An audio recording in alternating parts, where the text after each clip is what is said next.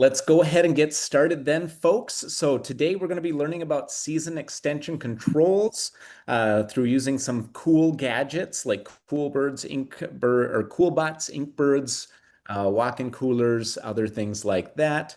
And this is put on by Renewing the Countryside, a couple programs through Renewing the Countryside.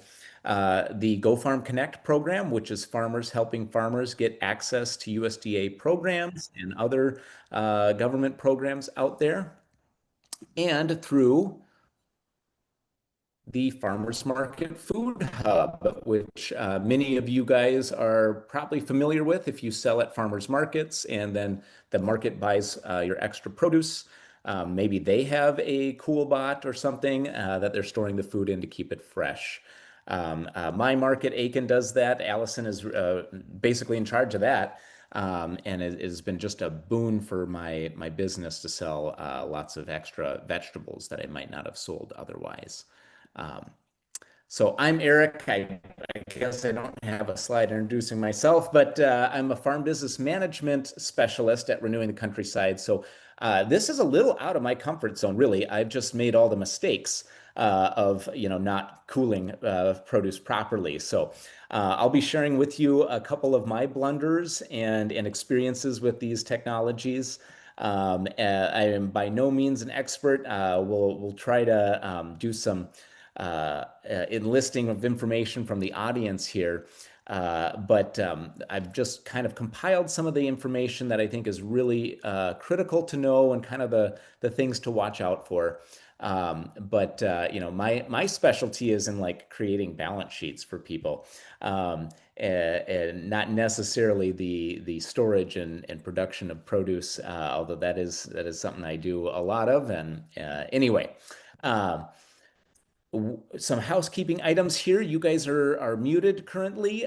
We are recording this webinar and it'll be on our website. And if you have a question throughout the presentation, please put it in the chat. You can put it in there, and we won't say your name or anything, but we'd love to read these questions because chances are other people have them as well, and then we'll hopefully get them answered. So we're going to break this webinar down into a couple sections.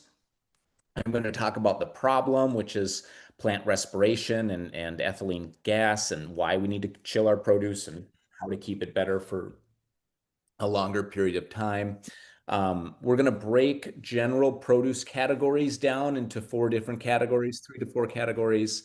Then we're going to go through those gadgets, all the different things you can use to help preserve that produce a little bit better, and then some general next steps. And then after that, I'd love to turn it over to our audience here, get some feedback from what your experience with these technologies has been, or other hacks that you've found to help with those things. And then we'll open it up for questions. So here we go. Let's talk about what is the problem. Oh dear, I have hit something. What have I done? All right, are we back online? Are we seeing today's agenda? Nope. Yep, Okay. you're good. Oh, okay. Okay, You're very good. good. All right. So the problem is that every time we harvest our produce, that is the best, basically, it is ever going to be. As soon as you harvest it, it starts to degrade. And some things degrade faster, some things degrade slower. But the reason why the produce doesn't just stay perfect every time you pick it is because of plant respiration. So respiration is kind of like how a plant breathes, kind of. It's a little different from that too. And you can kind of think of it as the opposite of photosynthesis, but it's not really either. So I'm going to try to explain the science of it. And so basically, if you can remember back to like seventh grade science, photosynthesis is a process where by taking in sunlight, the plant is taking oxygen and carbon dioxide and mashing them into a usable starch, a sugar form. And then that is used as energy to grow, to make potatoes, to make flowers, whatever the plant is needing in its life, repair tissue, all that sort of stuff. So typically respiration happens all the time. It's happening in the day, it's happening in the night, but typically at the end of the day, during the nighttime, the plant is going through this respiration process quite it more vigorously than it would in the day. Some people can say they can hear sweet corn grow at night, and that would be they're hearing this process of respiration. So basically, what respiration does is it takes those energy particles, those carbohydrates or those sugars, and it's going to use that sugar. And to use it, it has to take in some oxygen, and then it can repair the tissue, it can make the potato, it can make the flour, whatever. And then it's going to release carbon dioxide gas, and it's going to release water. And if ever you've gone into your high tunnel in the early morning and you see all these little water droplets on the leaves of the plants that are in there, that's the process of respiration happening. So it's shedding that extra water that it's used when it's converted its sugars into usable forms of energy. The other kind of hidden thing that the plant creates when doing respiration is actually heat, a minor amount of heat, but when it's creating the sugars into a usable form of energy, it's giving off a little bit of heat. Um, so that's, if you've got a giant plant and you've had a hard freeze and it's still survived a little bit, that you can thank respiration a little bit for that. Um, so basically, that is the science of what's going on here. The plant is turning its energy into usable starches, or taking its starches and turning it into usable forms of energy, and in the process, releasing CO2 and heat and water as well. So you can imagine what is happening here when you pick the plant. It can no longer photosynthesize, even no matter how hard it wants to try, but it's still going to respirate because it's still kind of repair tissue. It's still going to convert those starches into usable forms of energy. And so, what's going to happen to the produce is that sometimes very quickly, sometimes very slowly, it's going to lose weight. It's going to lose the nutritional value and the flavor of that vegetable because it's converting those carbohydrates, which we want to put in our body, into something the plant wants to use to, repair damage or whatever. Um, so what this does is, and you guys have all seen this before when you've picked flowers or produce or vegetables, the plant will often wilt, it'll shrivel, it'll limp, it'll be limp to the touch, and often turn kind of like a pale yellow. And this is because those wonderful sugary starches, the flavor of the vegetable is being converted into carbon dioxide and water and a little bit of heat. So that's why it's looking a little limp, right? It's got less water in it than when you picked it. Um, so that's the science of respiration. But not all plants respire at the same rate. Some respire very, very quickly. So they're just turning over that usable starch into energy, and they're wilting out all their water, and they're wilting out all their CO2. Those things are like asparagus, most of your berries, although cranberries don't respire that much, broccoli and cauliflower, your green onions, green beans, and of course, all your leafy vegetables, your lettuces, your spinach, your kale, your collard greens, like all of those big leafy greens, they're respiring a lot. Um, and then if you have any root vegetables where you keep the greens on, so the carrots or the radishes with the greens on top, those guys are going to respire a lot. The other big one is sweet corn too.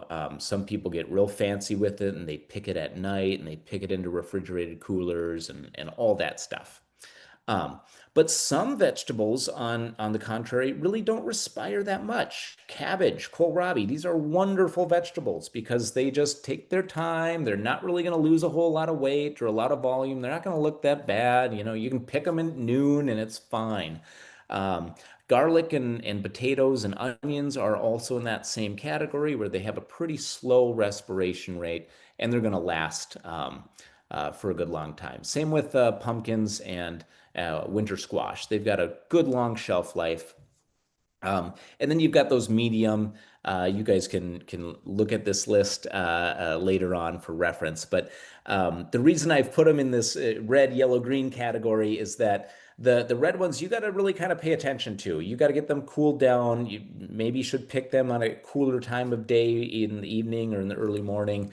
Those are the ones that are going to be your high maintenance plants because they're going to wilt and degrade faster. So how do we solve this wilting and this respiration rates? Well, the biggest thing we can do is the controls. When we think about the science of it, what do we have at our disposal to control in this process of respiration? We can reduce temperature. So that's going to slow how the plant is going to convert its sugars into usable energy. We can reduce the oxygen. Remember, it requires a little bit of oxygen to create, to respire. And we can also increase the moisture so that that plant isn't, respiring a lot and getting all of those moistures out. Yeah. Um, so a few things, a few little hacks you can do, and this doesn't require any gadgets at all, is you can just harvest at the coolest time of the day. Get up super early, or stay up all night or something, and harvest your crops when it's really cool instead of, in the peak heat of the day. And I know, practicality of farming, right? You're probably going to be harvesting maybe 2 days prior to your market just to get it all done. And in that case, yeah, you might have to harvest some things in the heat of the day. But then that's where you can go to that list of, maybe you get your cabbage and your kohlrabi in the middle of the day that isn't going to be so affected by respiration. You can also harvest things into cool water. There is a little bit of food safety to be worried about when harvesting things into water, but that's where you can get the Sanidate and that sort of stuff and make sure you're not spreading any disease that way or pathogens. But also, a nice cool bath of water can really help get that field heat out of the crop. Once crops are harvested, try to keep them in the shade and are out of that direct sunlight. I had to get after a few of my workers the other day because they were pulling carrots and they were putting them out in the walkway to bunch later. And they're going down the road or down the row, and it's been like a half hour, and we've got these carrots baking in the sun. I was like, nah, we gotta get that taken care of. Um, you can do this by covering, harvesting into covered bins. You can, bring a tarp or a blanket over out in the field and cover things that are recently harvested. That tends to help keep the heat off. And then handling things as gently and as little as possible. So picking raspberries into the pints itself, or picking your cherry tomatoes into the pint you're going to sell them into. That's a nice little hack that saves a lot of steps, and it means you're not handling and rehandling those vegetables as much.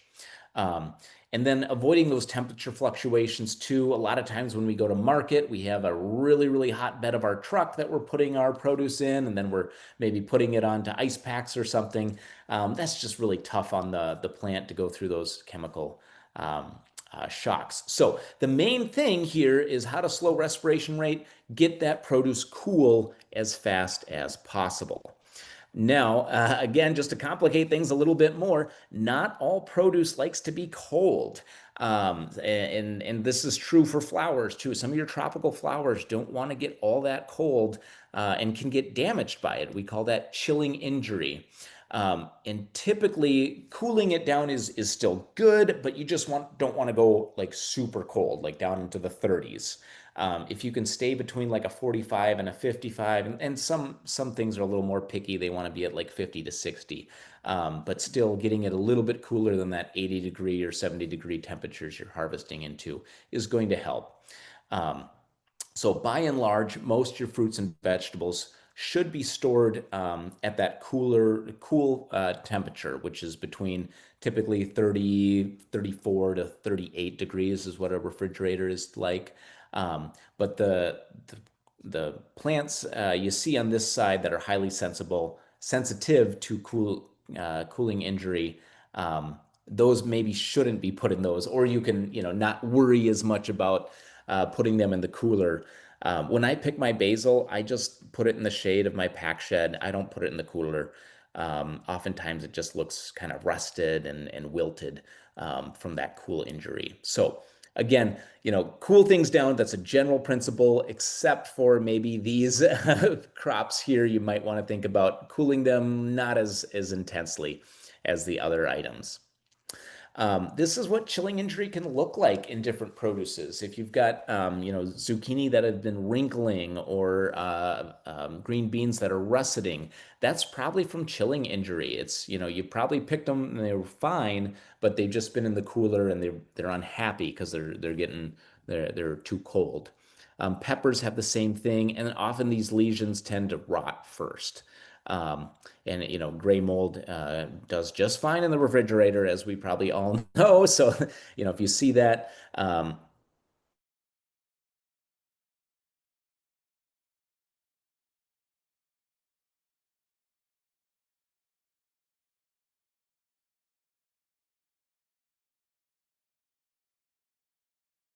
produce and flowers down as quickly as we can. But the other problem is that some of these plants tend to produce ethylene. This is a natural plant hormone. It's also a byproduct of the petroleum industry, and they use it to make plastics. But plants produce it too. Isn't that fun?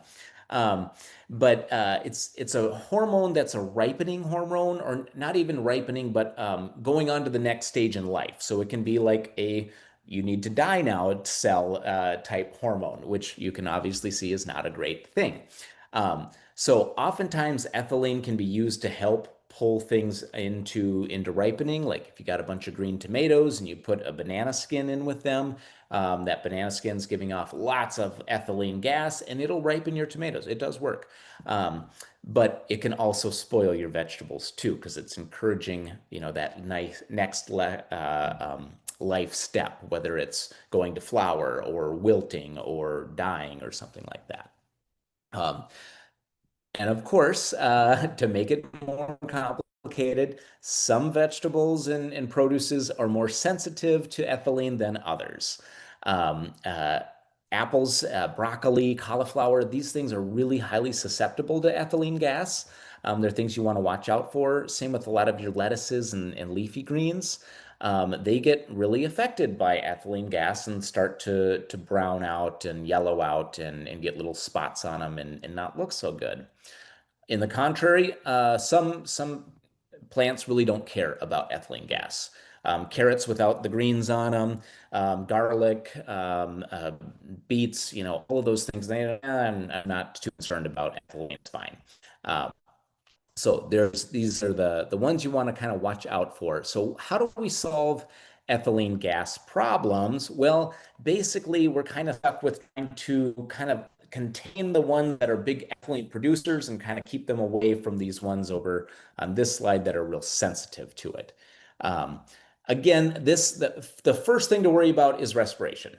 Secondarily, maybe worry about ethylene gas. So just cool everything down, throw it all in the same container if that's the only one you have. But if you want to be a little more nuanced with it, try to separate those highly sensitive ethylene producers from the big producers of ethylene gas. So here again, we have a frequent offender. Apples tend to produce a lot of ethylene, and they also are affected a lot by ethylene. So apples are kind of best stored on their own. And typically, it's most of these are fruits that are going to be ethylene producers, giving a lot of ethylene off. The other one to think about is your green onions, and then cucumbers that have been overripe and turning yellow. They are ethylene producing magnets. So if you got to ripen some peppers or ripen some tomatoes, and you've got one of those giant yellow cucumbers, that's just as good as a banana skin. Um, but most of your vegetables are not heavy ethylene producers. You just want to watch out for those fruits and those green onions and overripe cucumbers. So if anyone has ever, picked a broccoli head and it looked great, and maybe they didn't sell it at market and they came back a couple days later in their walk-in, and it's almost like that broccoli is going to flower, that's because of ethylene gas. You did it right, you cooled it down, you did everything great, but that ethylene gas is what is, making it turn yellow and yucky looking.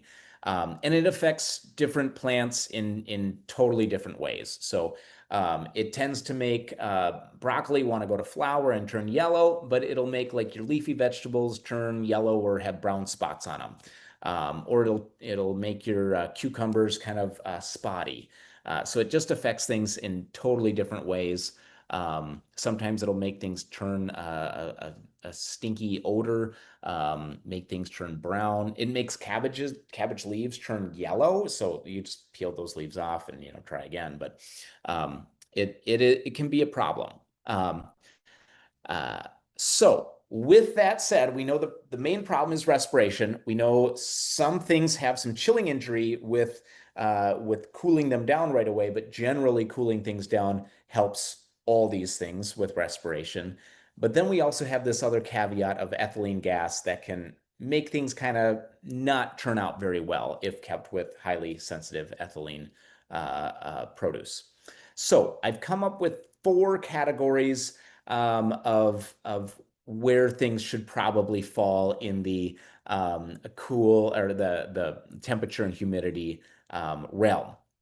So again, our controls are to cool things down, but also to increase that humidity, increase the available moisture there so that the plant isn't respiring and using its own.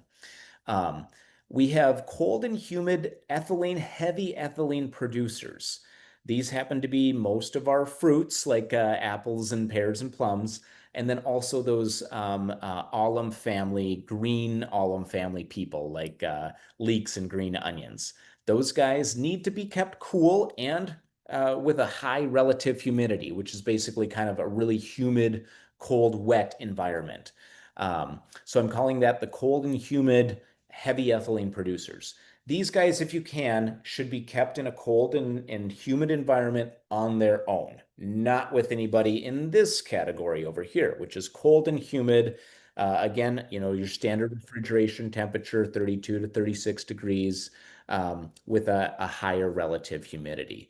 And by the way, this 90 to 95% relative humidity is much, much, much more humid than your standard refrigerator. So you might want to keep some extra buckets of water just to increase that humidity, or even get a humidifier if you're really into it. So our next category is cold and humid, and this is going to be a lot of your vegetables. By and large, most of your vegetables are going to go into this category. Most of your cut flowers too. Um, but we've got some folks that are a little bit cool sensitive. And so I put them in a different category here. These guys can get that chilling injury. They would like to be about 50 to maybe even 45 to 60 degrees, and they want that humidity. They want the high humidity. This is your tropical flowers. This is most of your like super summery vegetables like cucumbers, eggplants, green beans. But then some other surprises are potatoes don't really want to be that cold. Summer squash doesn't want to be that cold. Winter squash, tomatoes, tomatillos, those sorts of things. Um, and our last category is cold and dry. We have some things that like to be chilled down, but they don't like that really high humidity. They'll rot, and that's typically your alums like your garlic and your onions. So you want those cold, but you want them very dry, relative humidity of 65 to 75% humidity. Um, this is actually a great temperature if you're doing like a dried herb product or dried vegetable or fruit. You don't really want those humid either because you know what happens. Some ways to get your humidity up, because again, the standard refrigerator is a little too dry.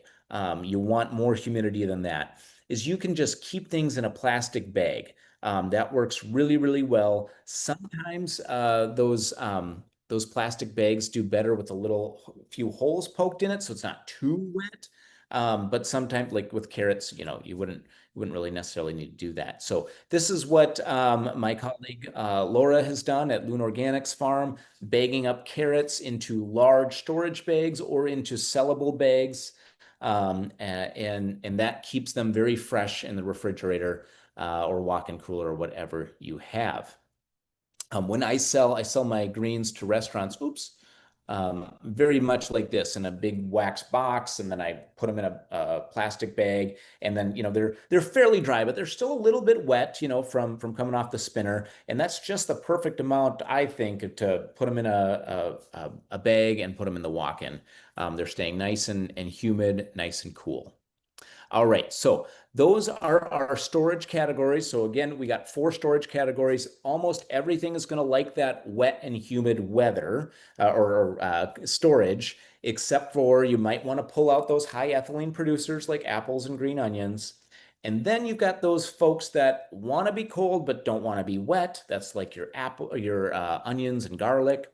And then you've got your humid and cool, not necessarily cold, but cool. They want to be a little warmer, typically your fruit-bearing vegetables, and your typical summer harvest. So those are our 4 categories, and we're going to use those categories to talk about our gadgets we're going to look at now. Basically, we've got these. I'm going to talk about 4 different gadgets, and then kind of have a rubric of how much space do you get with them, how much do they cost, do they work with all of the different storage groups?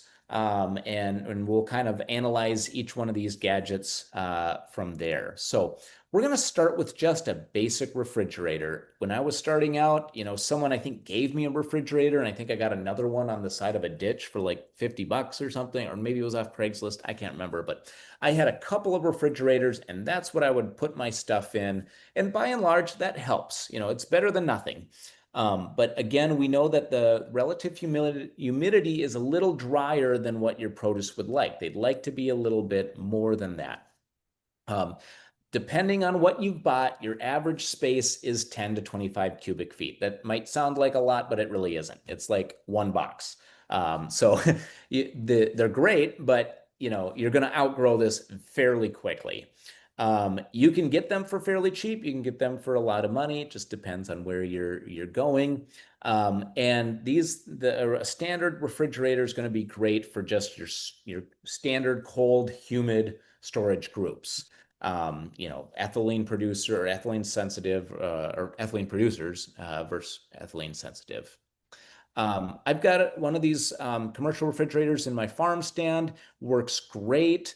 You can see I'm making all the mistakes.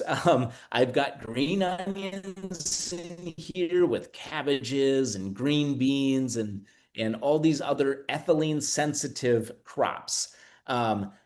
Do I notice things going bad? I notice the skins on my cabbages turning yellow quickly. I just take them off and keep it out there until they sell. So this will work, folks. This will work. It's not like you need to go out and get a separate refrigerator for everything, although that would be really, really handy. So you can keep these 2 categories, the ethylene producers with the ethylene sensitive. It's not like they're gonna start a war or anything. It's just they're gonna maybe lose a little bit of shelf life sooner than you would think. So you might have a refrigerator, and then you might say, I'm losing stuff too quickly. I want to get, maybe a second refrigerator to keep it a little warmer for my warm or, cool, not cold loving vegetable groups. Or maybe I want to separate my ethylene producers from my ethylene sensitive. All of those things can be done with a Inkbird. So this is a nice handy dandy little gadget that basically you can program where you want your whatever it is to be in a temperature or humidity range. So you can plug in, I want it to be 32 to 38 degrees. And then you plug in your freezer or your something else, some homemade container, and it will monitor it and keep it that way. They also make ones for humidity too. So they will turn on the humidifier and within a range. So very nice. It has a monitoring sensor probe, so you'd put that in the chest freezer or in the device that you have.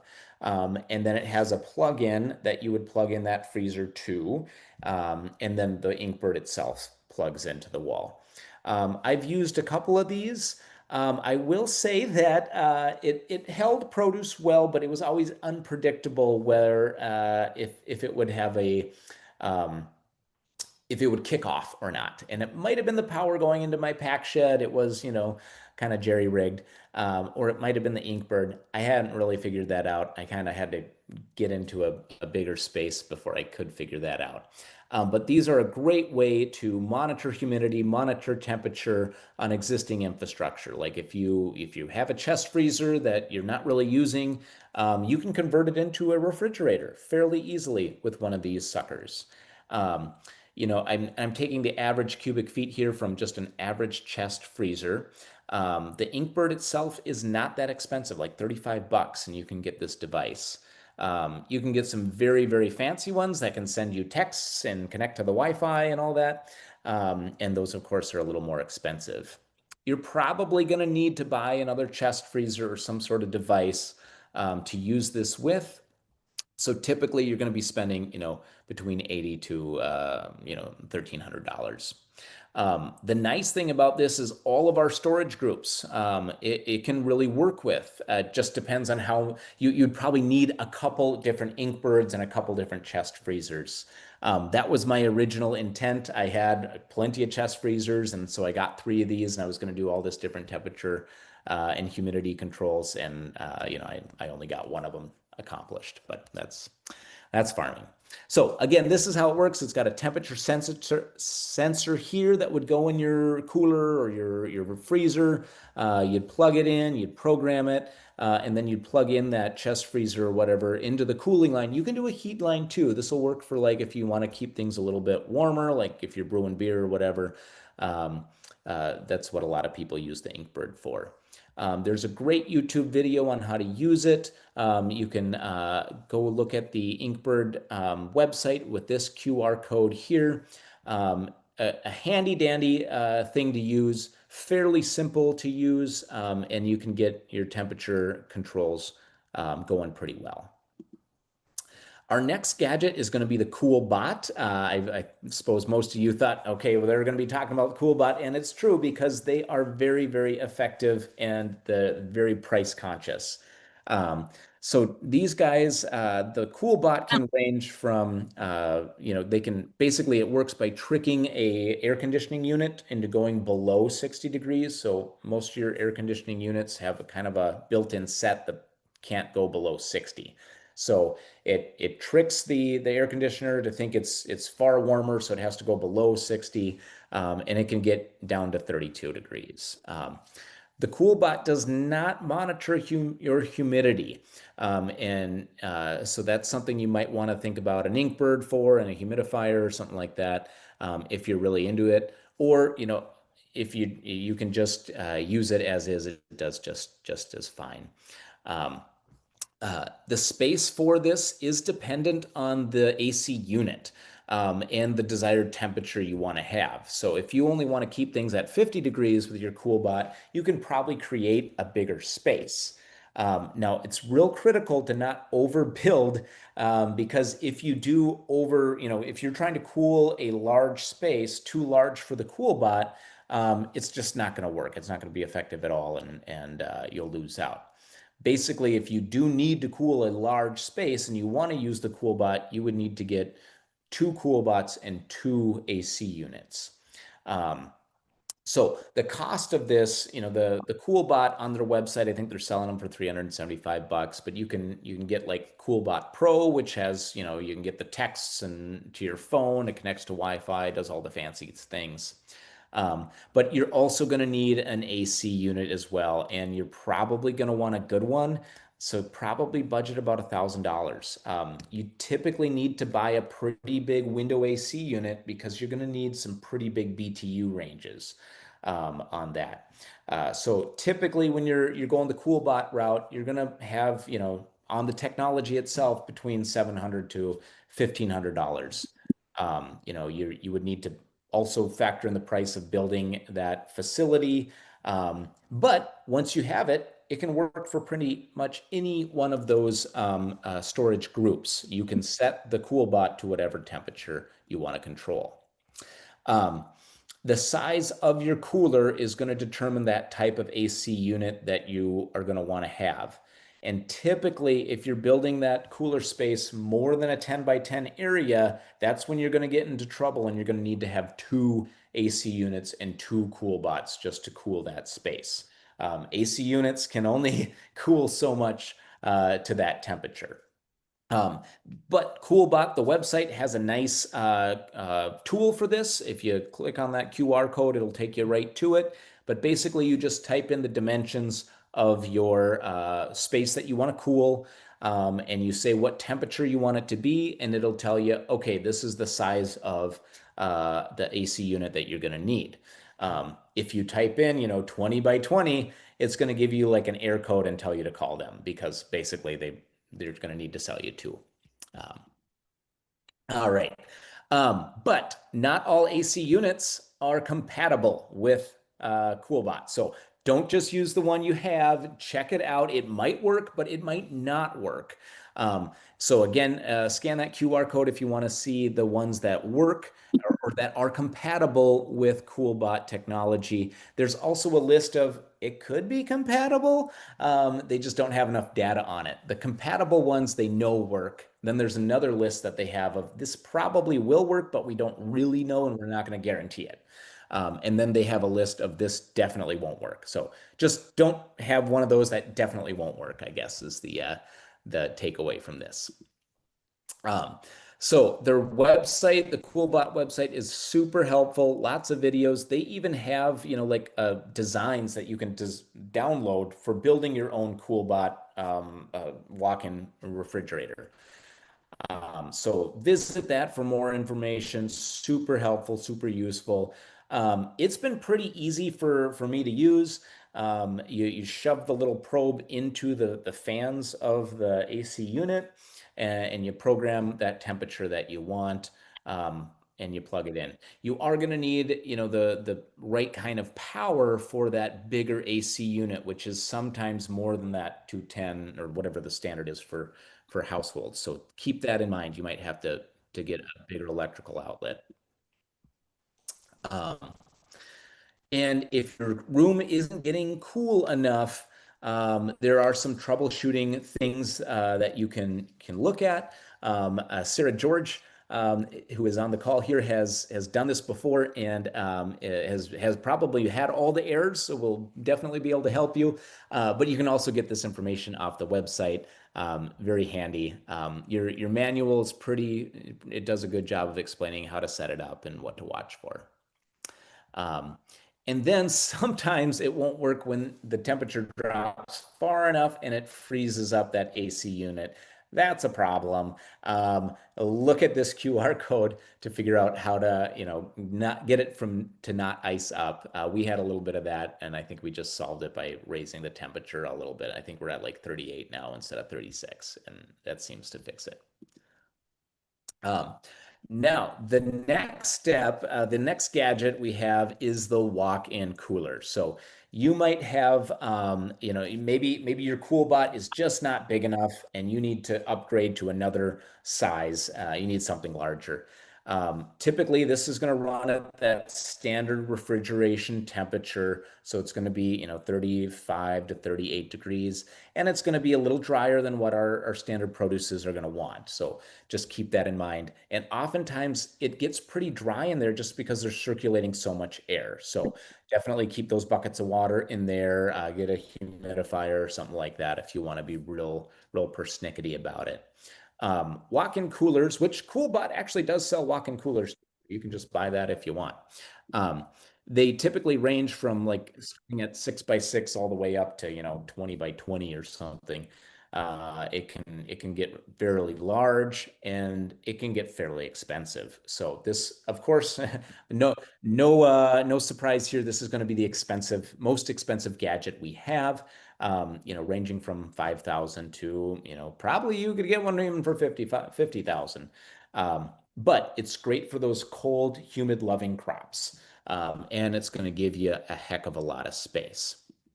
Now, we've got a few examples of the different CoolBots that we've experienced with. So this is Sarah's CoolBot here down in Wabasha. She uses this for the aggregation project down there, the food hubs. You know, she's got this in a little trailer here. You can see the AC unit out here. And this is great because you can travel with it and go the places that you need. Allison, who's also on the call here, this is the cool bus, or the school bus, but cool bus, right? Um, her husband converted a school bus into a cool bot. So, you know, you don't even need to pull a trailer. You can just drive.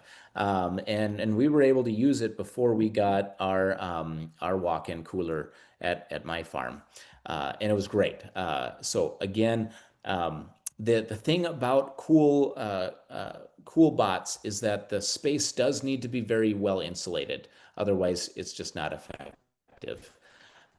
So this was another example of what you can do with a CoolBot. They're awesome. You know, you can put it in a mobile vehicle. You can put it in a barn like I did for mine. And here's another one, Chili Willy. This is a trailer that they're using for the farmers market, and it works out pretty darn good. I think I'm going to jump ahead. I was going to take some comments from the audience, but I'm a little bit low on time here. So, you know, if you are wanting to get one of these suckers, like a CoolBot trailer or a CoolBot bus, or maybe just a general walk-in cooler, this is going to be a fairly large expense, a fairly large capital expense. And I would say it is more important to get yourself a cooler, a walk-in cooler, CoolBot, or whatever. That's more important than the infrastructure of a tractor, I'd say. You can grow a lot of produce without a tractor. You can't keep a whole lot without one of these. So in your budgeting and thinking about infrastructure, put this pretty high towards the top of your list. There is also some great lending opportunities with FSA for farm storage through this farm storage facility program that they can help you get the money you need for this capital purchase. So the product that they have, the farm storage facility loan, you can get up to $50,000 typically on that micro loan level. That should be good enough to get you a refrigeration unit on your farm. And you can decide whether you want to pay that back over 3 years or over 12. You can kind of set those terms. The thing you need to do is you need to save up a little bit because they're going to ask you to put 5% of that purchase price down. But the terms are typically pretty good, typically around 5%, which is going to be, you know, at least 3 or 4% less than a commercial lender. There's a bit of paperwork to do to get these FSA loans, but that's something that myself and my colleague Laura and Nura can help you with. At the Farm Business Management team, this is what we do at RTC. We help farmers get access to capital like this through the lending process. We work one-on-one with farmers, getting your financial records in order, getting your balance sheets, cash flows done. And we can do this at the kitchen table with you, or we can do it online, however you'd like. And there is a QR code here. If you're interested in getting help with your finances, go ahead and scan that. It's going to bring you to an intake form. And then one of us will get in contact with you, and we can help you navigate all of this. We're fairly experienced produce farmers that have kind of gone through this before. This is my contact if you want to work with me.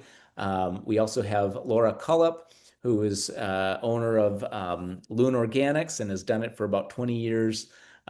She's also one of our farm business specialists that can help you get one of these loans or just general financing. And then Nura Ahmed, who's in the St. Paul area. So we are all farm business management specialists that can help you get the lending that you need or other financial resources. So with that, I'd love to turn it over to folks' experiences with these different gadgets. You know, I'll just leave this resource page up here. I'd say let's maybe do this for, oh gosh, we only have 10 minutes. Well, let's take maybe one or two different experiences y'all have had that you can share with the crowd, and then we better move on to our open question time. Allison, you're the perfect person to share. Actually, I was going to ask about questions, but you answered my question. So Okay. Well, do you want to But talk about your cool bus? yes, the cool bus is currently at the shop. There are some things with the bus itself that makes it not great to drive. So my it's at my brother-in-law's shop, getting a few things touched up. But that first year we used it at Eric's farm. It was so hot that year. It was a scorcher. And so we were putting produce that was 90 degrees into this cool bus to try to cool it down. And there was, I mean, we couldn't do anything else, but it was very frustrating. And opening the door, our bodies were hot, the produce was hot. We did the best we could. But that's why some of those harvest practices are also so important. Um, Picking those things that are super sensitive into cold water, like the broccoli. You can put that 90-degree broccoli into, cold ground temperature water, and that water heats up so fast. So, Eric, I loved your tutorial on respiration and ethylene gas. That stuff, I just nerd out on that stuff. But I also get really like nitpicky and into the weeds about what's perfect for each vegetable when you really just have to do like what's like the average, right? Yeah. Um, so yeah, I've really enjoyed my CoolBot and other practices to cool down the vegetables. I'm kind of nerdy like that. So that was my experience. That's a great takeaway point. I hope I probably have overwhelmed you all with detail, but the thing to realize or the thing to know is just cool the stuff down. And if you can, and you want to really dive into the weeds, go ahead and try to separate out your produces into different categories. They will last longer. And it's has precedent. It's been done before. Food Farm, Janicki Fisher Merritt with Food Farm has created his own cellar, like underground cellar, that has different compartments that have different humidities and different temperatures and he has farm blueprints for this that are free that you can use if you want to build the same thing. So it is possible to do this. I would love to see sort of like a scaled down version of this where there's like, a refrigerator here for our ethylene producers, and then there's like a warmer CoolBot area for our other things, and just make it a little bit more tangible for smaller folks. But just remember, a standard CoolBot walk-in cooler, whatever you have, it's going to be fine. It'll work. It's not like it's going to damage anything. It's going to help everything. If you want to be extra particular about it, then you can kind of go through these other details and try to separate things out. Um, are the links for the resources going to be sent out? Absolutely. And actually, I keep finding more, so you're going to get more resources than what I have here. Um, all right. And with that, let's go ahead and open it up for questions. Um, Maybe we could start by just having the questions that are in the chat be read off and then answered, and then we'll open it up for everybody to ask questions just ad hoc. Sarah, would you mind reading the questions that came up in the I've chat? I've got that covered, Eric. Oh, okay, great. Thanks, I'm doing Allison. questions. Yep, yep. So uh Mark asked about garlic being stored so cold, and I also sometimes find these recommendations a little surprising. So things like garlic, if it is cooled into the 30s, will it vernalize and sprout? Also, potatoes. I know growers who store them very cold, but other sources say they begin to like sugar up if it's too cold. Um, and then, just so some things we found surprising, particularly the garlic. Do you know anything about those recommendations? Cindy Tong, University of Minnesota Extension, has done a lot of research on cooling the garlic down and then planting it. And I think she's found that it works. Like it's a good thing to cool it down. Um, that's really all I can say. Um, I put my garlic in the walk-in, and a lot of it did not turn out, but a lot of it kept. So I guess that's all I can say about that. Yeah, and at what point that, garlic needs to be cured? So are we talking about before it's cured, after it's cured? I think there's still a lot of questions. But yeah, I have found conflicting information both from growers like anecdotally and also from like researchers about how to store certain products. And I always find that surprising. Mark, it was your question. Did you have any comments? No, that's Yeah. what I found too. And I have a lot of customers, and I would never tell them to cool garlic. Yeah. Especially you leave it in the cold and in the dark, it will sprout. So, Is it a humidity thing though?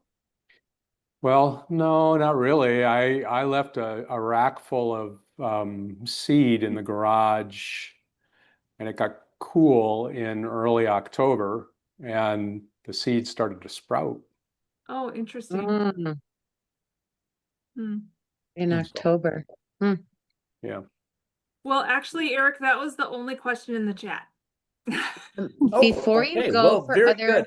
Yep. before you go for other questions, Eric, I'm gonna actually do a really quick and there are questions still coming, but I'm gonna do a quick poll if you guys don't mind. Just to see if we're kind of tracking what you'd still like additional trainings on. I'm gonna stay quiet because there's a lot of words on this poll. But if you could just do that poll and then we'll jump over to more questions.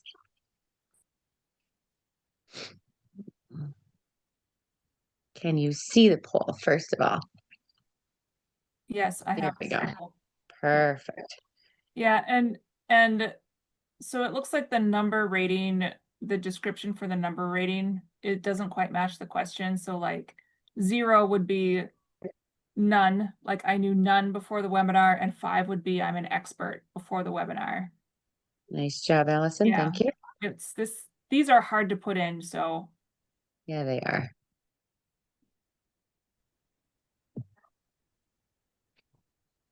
Thank you. And as you're filling out that poll, it looks like Addison put another question. Is there any experience using an Inkbird to trick an AC like a cool bot? You can there's a bunch of different YouTube videos out there on how to do that. The thing is you need a heat source too, actually. So you'd have to use like a light bulb to trick the sensor to think it's warm to get but you could have an Inkbird, control that.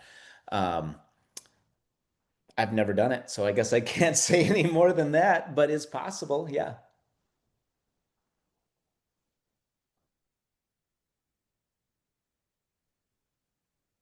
I know Jane is on this webinar, and Jane was actually kind of curious when it comes to season extension options.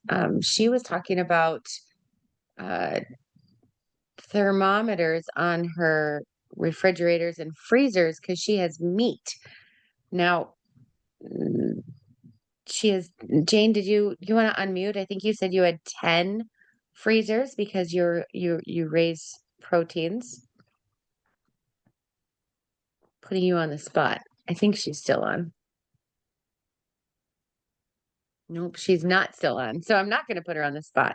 But I do know that Jane was talking about the option of putting alarms. I had a Coolbot trailer personally down in the Wabasha area. My mom fell and actually broke her hip.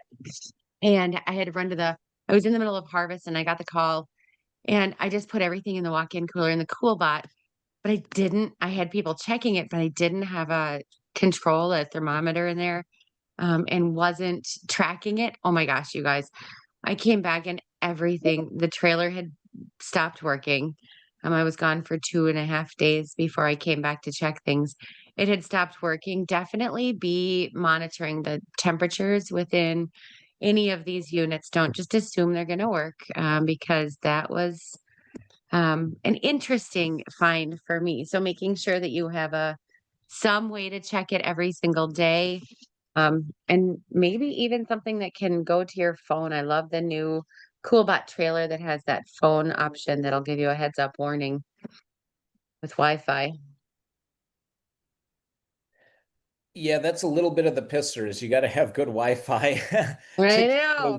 those to work, but you know, it can work.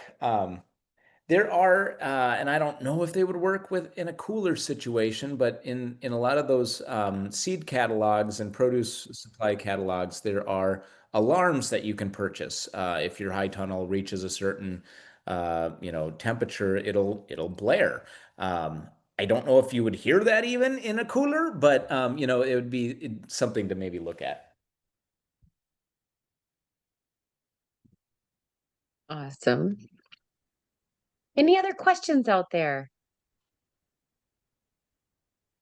I think we can remove the spotlight and see people now. How about any kvetches? Who wants to complain about one of these things?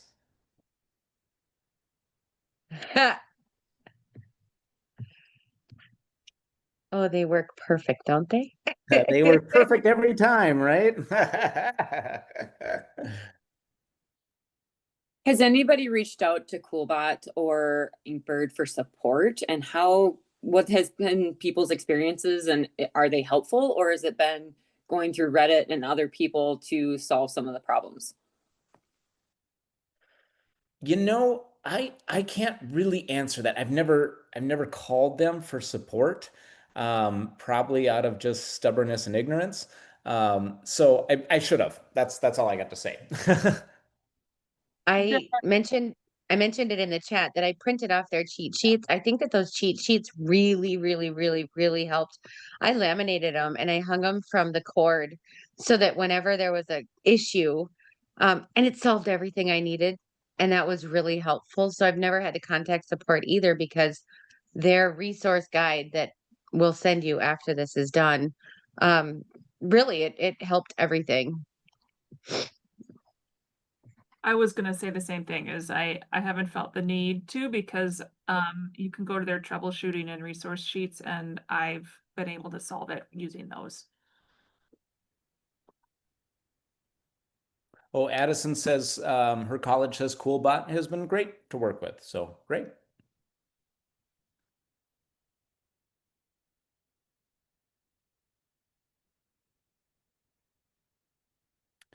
Has anyone here purchased a walk-in cooler, like the unit?